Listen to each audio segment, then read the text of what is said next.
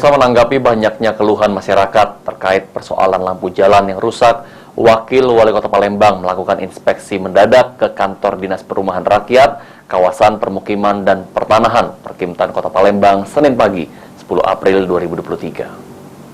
Siap tempur ya. Makasih Pak. Menanggapi masyarakat terkait persoalan lampu jalan yang rusak, Wakil Wali Kota Palembang melakukan inspeksi mendadak sidak ke kantor Dinas Perumahan Rakyat kawasan permukiman dan pertanahan Perkimtan Kota Palembang pada Senin pagi 10 April 2023. Dalam sidak tersebut, Fitrianti Agustinda mengecek langsung kedisiplinan para pegawai dan memberikan arahan serta membentuk tim Satgas Korlap Percepatan Perbaikan Lampu Jalan di Kota Palembang. Selain itu juga mengecek fasilitas sarana-prasarana seperti stok lampu, kabel, serta armada mobil perbaikan lampu jalan.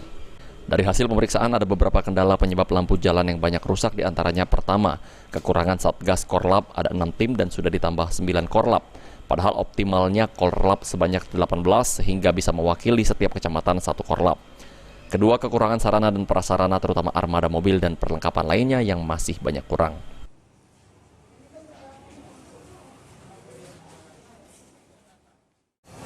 Korlap yang kita miliki baru ada 6, kita bentuk menjadi 9. Maunya saya ada 18 korlap sehingga bisa mewakili setiap kecamatan 1 korlap. Tapi karena kaitannya dengan teknisi, tentu ini tidak bisa asal bentuk ya, karena harus keahlian kaitannya dengan lampu jalan. Kedua, sarana prasarana yang kita lihat memang masih sangat kurang, terutama mobil ya, dan juga peralatan-peralatan yang sifatnya untuk perbaikan lampu jalan itu juga masih kita anggap kurang. Maka oleh karena itu kita ingin mengadakan rapat ya untuk melihat anggaran dan sebagainya supaya percepatan bisa kita lakukan.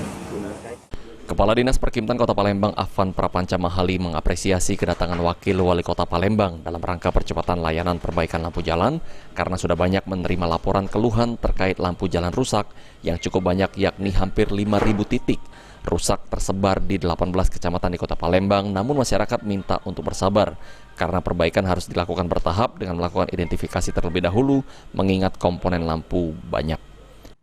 Hasil kunjungan tadi Kak? Ya, tentu kita apresiasi sekali atas atensi Wakil Wali Kota dalam rangka untuk percepatan pelayanan digital di Kota Palembang. Memang kita akui belakangan ini banyak laporan lampu jalan, yang mana kalau hasil identifikasi kami ada kurang lebih sekitar 4-5.000 titik yang saat ini dalam kondisi tidak berfungsi.